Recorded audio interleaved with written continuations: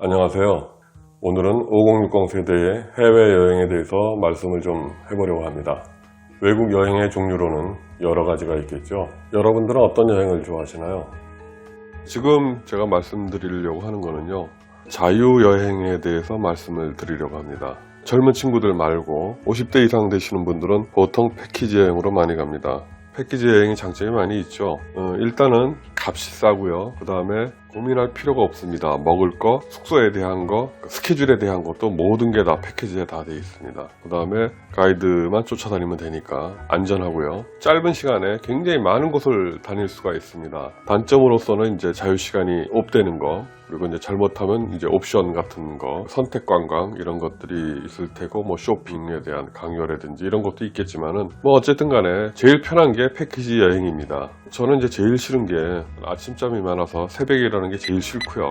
보통 6시, 7시에 일어나죠. 그리고 주말 간산식으로 그냥 외관만 보고 갑니다. 어디 내려서 몇 분 동안 사진 찍으세요, 몇 분 동안 뭐 잡수세요, 몇 분 동안 시장 보세요, 이런 식으로 하면은 여행책 보는 거하고 별로 다를 게 없지 않겠습니까? 현지의 문화적인 체험이나 어떤 심리적으로 그쪽 지역에 어떤 푹 젖어 있는 그런 것을 느낄 수도 없고, 저는 굉장히 안 좋아합니다. 그런데 이제 제 친구 중에서도 패키지 여행만 고집하는 사람들이 많이 있습니다. 가장 큰 이유는 값이 굉장히 싸다는 것이 있고요. 두 번째는 겁이 난답니다. 그러니까 외국어에 대한 이제 우리나라 사람들이 기본적으로 어떤 외국에 가서 나 혼자 개인적으로 외국인들을 대했을 때 두려움이 있죠. 요새 젊은 사람들은 그런 거 무서워하지 않습니다. 젊은 친구들 20대, 30대 자유여행에 대한 어떤 그런 두려움이 없습니다. 근데 그 유튜브를 보면 물론 영어를 아주 기가 막히게 잘하는 사람들도 있고, 근데 대부분이 생존 영어 하는 사람들이 대부분입니다. 그래도 아주 뭐 당당하게 다니고 있습니다.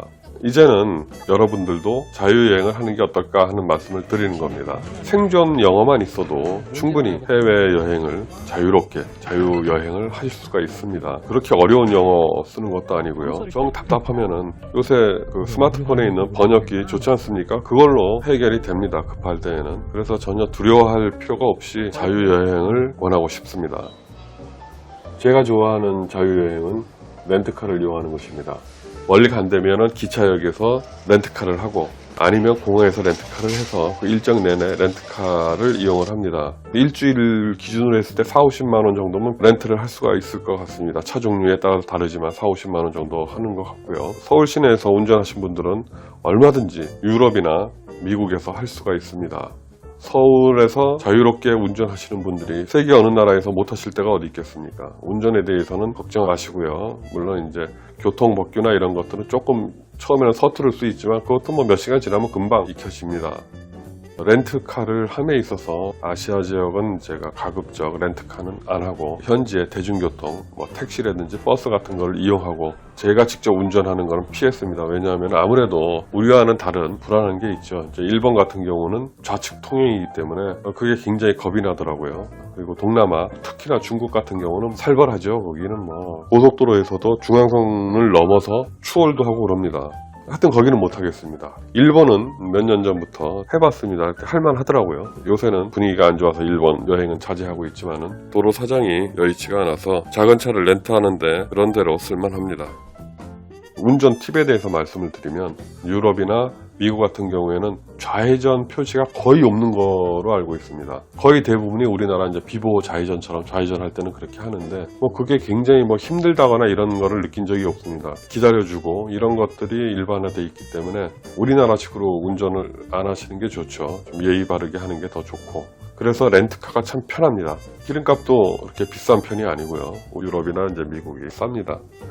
그래서 그걸 추천드리고 싶고요. 또 하나 제가 하고 있는 자유여행의 방식은 매일같이 숙소를 바꾸는 것도 이제 초창기에는 좀 저도 많이 했던 그런 건데, 요 사이에는 지역을 잡아서 거기서 방사선형으로 본부를 하나 만드는 거죠.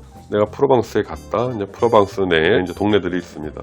그걸 에어비앤비 같은 데서 찾아서 숙소는 움직이지 않고 그날 일어나서 오늘 어디 가서 드라이브해서 거기에 좀 갔다 와야지, 그리고 집에 와서 좀 쉬는 형식으로 그런 여행을 좋아합니다.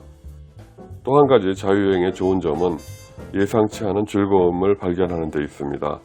독일에 이제 사는 친구가 저를 데리고 할슈타트에 갔었습니다. 꽤 오래전 일인데 거의 20년 됐죠. 그때는 이제 한국에도 잘 알려지지 않았고 저도 할슈타트가 어딘지도 몰랐고 오스트리아 짤스부르크 쪽으로 해서 이렇게 가는 곳인데 그 친구가 예약한 곳이 그 제람제라는 그 제가 그쪽 그 독일어로 아마 그 호수라는 뜻인가 봅니다.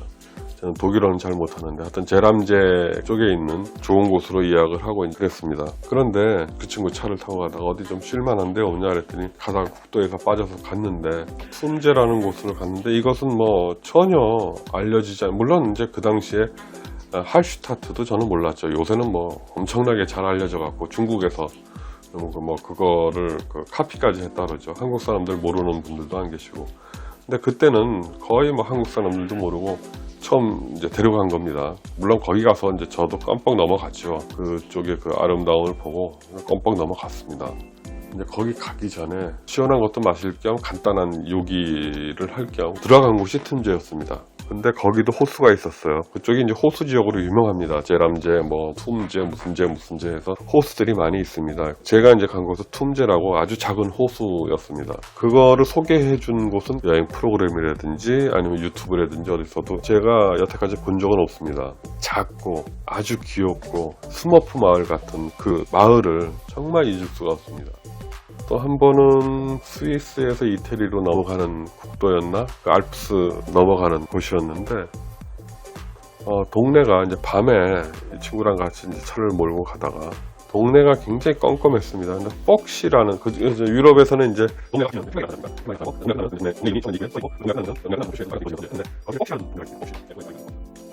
그 다음에 이제 좋은 거는 그 현지 사람들하고 느긋하게 같이 얘기할 수도 있고 얘기가 안 통하면 손짓 발짓으로 뭐 하고 한국에서 왔다 정도는 얘기할 수 있지 않습니까? 굉장히 잘생기셨습니다. 이 마을이 예쁩니다. 이런 정도까지만 하더라도 서로 웃으면서 얘기할 수 있으니까 그 외국 사람들하고의 접촉, 동네에 또 맛있는 음식들 먹을 수가 있고 그게 이제 여행이지 않나 싶습니다. 낯설은 경험에 대해서 한 발 다가서신다면 또 다른 문화의 인간미를 느낄 수 있고 또 다른 문화의 맞기행도 할 수가 있습니다. 오늘은 여기까지 하겠습니다. 감사합니다.